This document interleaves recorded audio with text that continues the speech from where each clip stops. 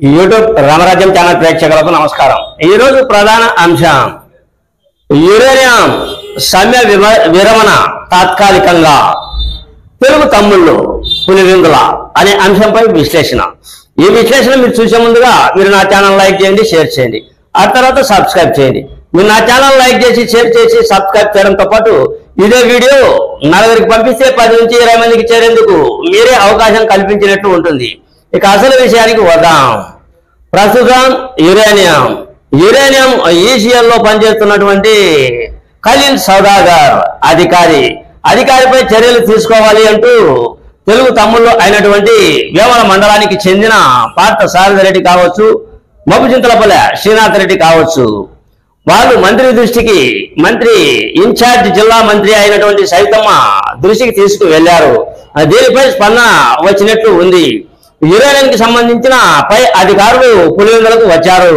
పులివెందులకు వచ్చి మబ్బుచింతలపల్లె శ్రీనాథ్ ఇంటిలో చర్చలు జరిపారు। ఆ చర్చలు సఫలీకృతం అయ్యాయి।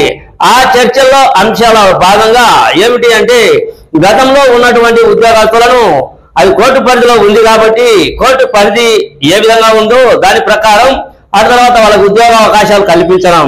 ఆ తర్వాత ఇంకొక అంశం ఏమిటి అంటే, కూటమి ప్రభుత్వంలో ఎవరైతే ఉన్నారో కార్యకర్తలు కావచ్చు, ఆ తర్వాత ఇతర ఉద్యోగ అర్హతలు ఉండి ఖాళీగా ఉన్నటువంటి వాళ్ళకి మేము మేము సపోర్ట్ చేస్తే, మేము మద్దతు ఇస్తే మా వాళ్ళకి ఉద్యోగ అవకాశాలు కల్పించాలి అనేది కూడా ఉంది।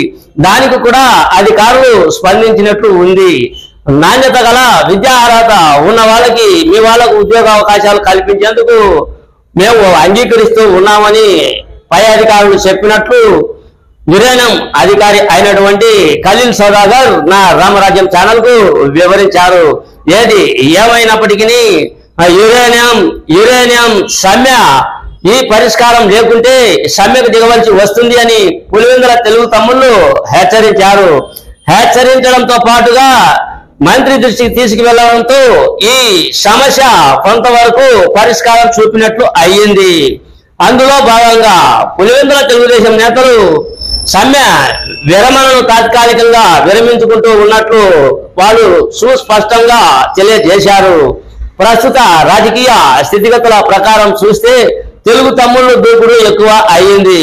తెలుగు తమ్ముళ్ళు దూకుడు ఎందుకు పెంచుతూ ఉన్నారు అంటే, కూటమి ప్రభుత్వం వచ్చింది కాబట్టి, మాకు బాధ్యతలు ఉంటాయి కాబట్టి, మమ్మల్ని మా కార్యకర్తలు నమ్ముకున్నారు కాబట్టి, కార్యకర్తలకు మేము అందుబాటులో ఉండాలి కాబట్టి, నాయకులకు అందుబాటులో ఉండాలి కాబట్టి, వాళ్ళ సమస్యలను తీర్చుకుంటే మమ్మల్ని నమ్మరు అనే ఉద్దేశంతో కూటమి ప్రభుత్వం ముందుకు దూసుకువెళ్తూ ఉంది। అందులో భాగంగా యురేనియంలో కూడా వైకాపా వాళ్ళు ఏది చెప్తే అది, వైకాపా వాళ్ళు ఏది శాసిస్తే అది, వైకాపా వాళ్ళకు ఎవరికి ఉద్యోగాలు ఇవ్వాలంటే వాళ్ళకి ఇచ్చుకుంటూ పోయే పరిస్థితి వచ్చింది।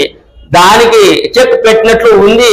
యురేనియం విషయంలో ఎవరు పులివెందుల తెలుగు తమ్ముళ్ళు కొంతవరకు విజయం సాధించినట్టే అన్నదే నా ఈ చిన్న వీడియో।